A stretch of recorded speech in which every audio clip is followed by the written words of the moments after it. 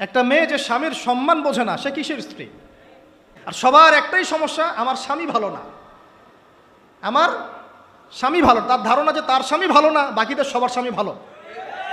নবী সাল্লাল্লাহু আলাইহি ওয়াসাল্লামের সামনে যখন কোনো মেয়ে এভাবে র্যান্ডমলি স্বামীর নামে অপবাদ দিত, মিথ্যাচার করত বা অভিযোগ আরোপ করত, আল্লাহ নবী সাল্লাল্লাহু আলাইহি ওয়াসাল্লাম রাগ হতেন। সে আপনার ভরণ পোষণ দেয়, আপনাকে খাওয়ায়, আপনাকে পড়ায়, আপনার সিকিউরিটি দেয়, আপনার সম্মান রক্ষা করে, সারাটা জীবন আপনার জন্য একদম তেজপাতা বানায় ফেলে দিল, এখন বলছেন স্বামী ভালো না।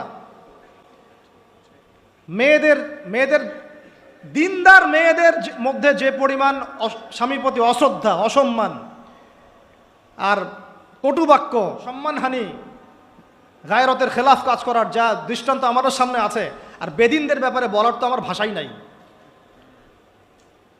মনে করবেন না যে কেউ মাদ্রাসায় পড়লেই একদম দুধে দেওয়া তুলসী পাতা হয়ে যায়, না, ভুল ধারণা আপনার, কখনো নয়। আমরা নিজেরা নিজেদের চরিত্র পবিত্র রাখবো, ইনশাল্লাহ আল্লাহর কাছে পবিত্র মেয়ে চেয়ে নিব। একটা মেয়ে যে স্বামীর সম্মান বোঝে না, সে কিসের স্ত্রী?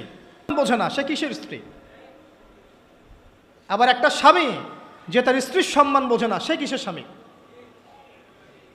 সমস্যা, আমি ইসলাম এবং পারিবারিক জীবন নিয়ে আমার ভিতরে এত কথা জমে আছে, এটা বলতে গেলে আমার 3 ঘন্টা সময় লাগবে। তবে আমি আলাদা করে এটা নিয়ে একটা লেকচার দেবো ইনশাল্লাহ। কিছু কিছু বিষয় আপনার চেয়ে আমার বয়স কম হতে পারে, কিন্তু এই বিষয়গুলোতে আমার অভিজ্ঞতা আপনার চেয়ে 10 গুণ বেশি আছে। আর একটা ভুল তো জীবনে করতে যাবেন না, সেটা হলো যে ফ্যান্টাসিতে ভুগে অতিরিক্ত দায়িত্ব নিতে যায় না। ফ্যান্টাসিতে ভুগে অতিরিক্ত দায়িত্ব নিতে যায় না, তাহলে দিন থেকে আপনি বিচ্যুত হয়ে যেতে পারেন। স্ত্রী হবে কেমন? কোমল, নমনীয়,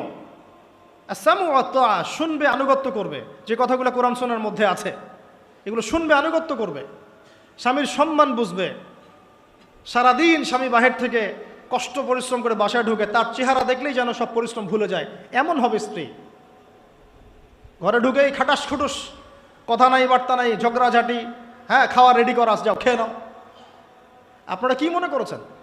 নবী করিম সাল্লাল্লাহু আলাইহি ওয়াসাল্লাম বলেছেন, আল্লাহর পরে যদি আমি কাউকে সেজদা করার আদেশ করতাম, আমি মেয়েদেরকে বলতাম তারা যেন স্বামীদেরকে সেজদা করে।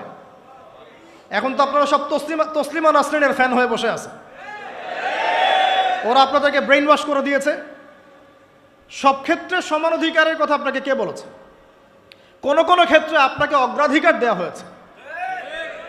আপনি খুঁজছেন সমান অধিকার, আর ইসলাম দিয়েছে অগ্রাধিকার। কত বোকা আপনি! কোন কমন সেন্স নাই, ননসেন্স। বাসায় ঘরে ঘরে প্রবলেমসগুলো চলতেছে, ঘরে ঘরে। কেন এত বেসবর? কেন এত আনুগত্যহীনতা? কেন? কথা শুনতে হবে, মানতে হবে, বিশ্বাস করতে হবে। সম্পর্ক শুধু ভালোবাসার বলে টিকে থাকে না, সম্পর্ক টিকে থাকে একে অপরের বিশ্বাসের ফলে, একে অপরের শ্রদ্ধাবোধের উপরে, একে অপরের সম্মান বোধশক্তির উপরে, এগুলোর উপর সম্পর্ক টিকে থাকে।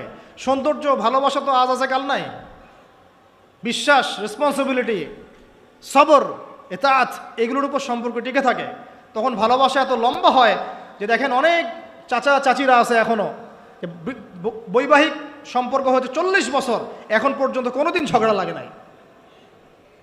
এমনকি ওই চাচিকে আপনি বলেন যে বাসার থেকে অন্য জায়গায় থাকতে, ও স্বামী মরে গেলেও ওই স্বামীর ভিটা ছাড়তে রাজি না, বলছে না আমি আমার এই স্বামীর ভিটা ছাড়তে রাজি নই। এই তো 40 বছর আগে জেনারেশনটাকে আপনি দেখেন, আর এখনকার মেয়েদের জেনারেশনটাকে আপনি দেখেন, কিসের সেকুলার ঘরের মেয়ে আর কিসের মাদ্রাসার মেয়ে, সবই একই অবস্থা। ইল্লা মাশাআল্লাহ, ইল্লা মাশাআল্লাহ।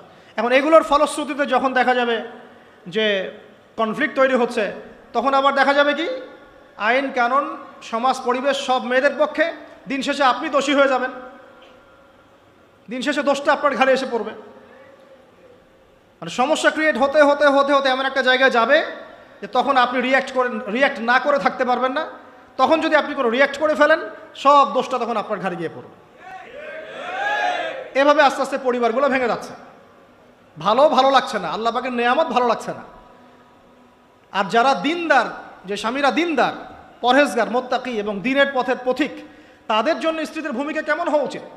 স্বামীকে স্পেস দিতে হবে, তার মাথাটাকে ঠান্ডা রাখতে হবে, তাকে আল্লাহর জন্য ওয়াকফ করে দেওয়া লাগবে, যে আমার স্বামী আল্লাহর জন্য, আমার স্বামী উম্মতের সম্পদ, তার জন্য কোনো পেরেশানি না হয়, তাকে যেন এক গ্লাস পানিও ঢেলে খেতে না হয়, সে ওই টাইমটা যেন আল্লাহর দিকে দিতে পারে, এতে আমিও জান্নাতে যাব, সেও জান্নাতে যাবে। পরিবারগুলো এইভাবে হচ্ছে না, কিছু কিছু বিষয় আমি নিজেও খুব ফেড আপ। আবার অনেক সময় আমরা যারা আছে, আমরা আবার স্ত্রীদের উপর অনেক বেশি কঠোর হয়ে যাই। এত বেশি কঠোরতা দিয়েও আসলে পরিবারকে শক্ত করা যাবে না, নরম হতে হবে, সবর করতে হবে, ধৈর্য ধরতে হবে। তবে সব কিছুর একটা সীমা আছে, ওই সীমা অতিক্রম করে গেলে তখন কি আর করার, তখন আসহাবুল কাহাফ হয়ে যেতে হবে।